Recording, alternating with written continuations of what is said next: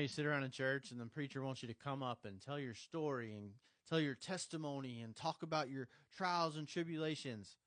Well, this is going to be my social media version. I've talked to plenty of collaborators and other companies and told them my story and why I just suddenly just popped up on TikTok and why I'm too old to be doing this and why I make a fool of myself. Well, the fact of the matter is 2024 has very, very quickly taught me that sometimes life is just a bunch of bull, and it takes other people to help you get through that, to help you learn how to heal, how to cope, how to move forward, and that's what I'm gonna do. I'm gonna have a host of conversations.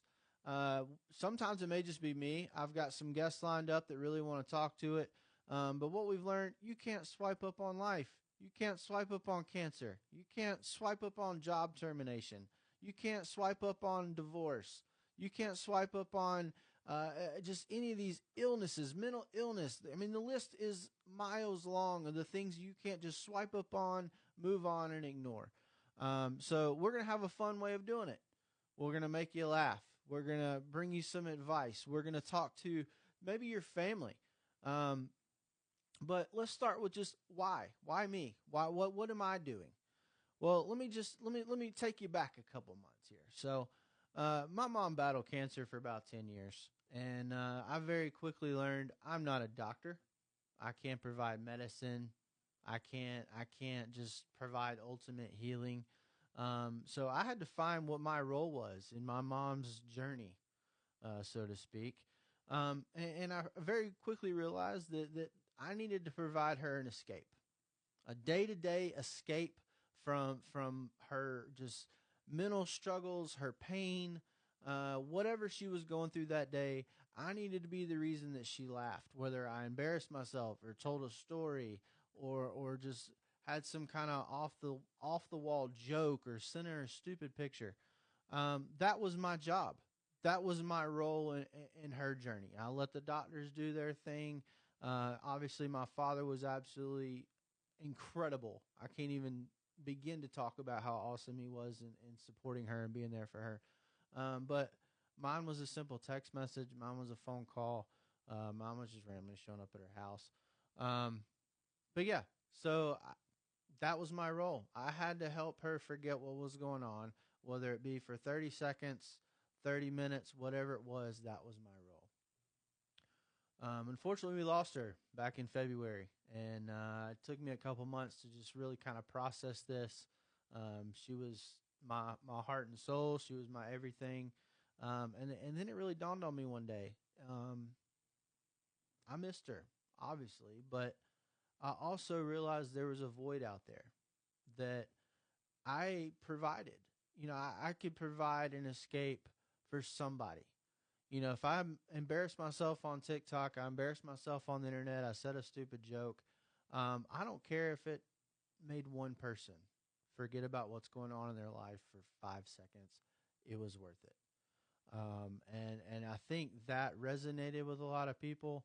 Um, I have a lot of really, really emotional conversations with people that, whether it's them thanking me, whether it's them asking questions, how did you deal with this with your mom, or how did your family deal with this?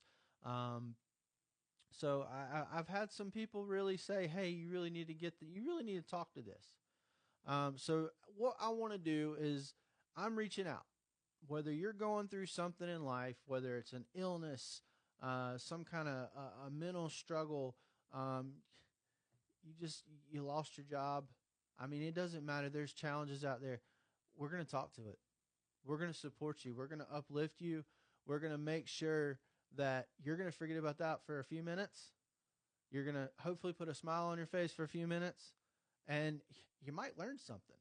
I've already got some stuff lined up of people really wanting to know some of the family dynamics. Somebody kind of gets sick, or somebody loses a job.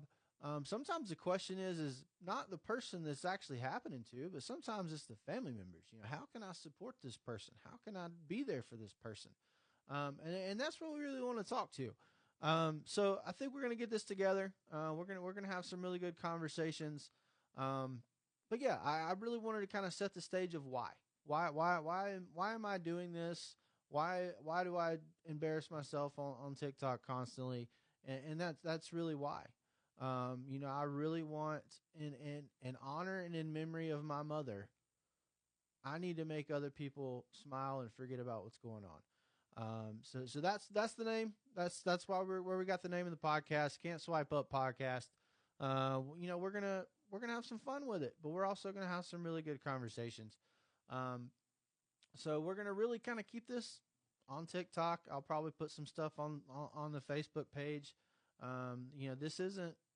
I'm not making money. I don't want to make money with this. This isn't what this is for. I'm here for smiles. I'm here for a few minutes of just forgetting what's going on in people's life, and that's what this world needs more. Sometimes you can't find people that have anything nice to say, so let's just be the person to have something nice to say. Let's go out there and support people that are going through a hard time. And that's what I really want to get to.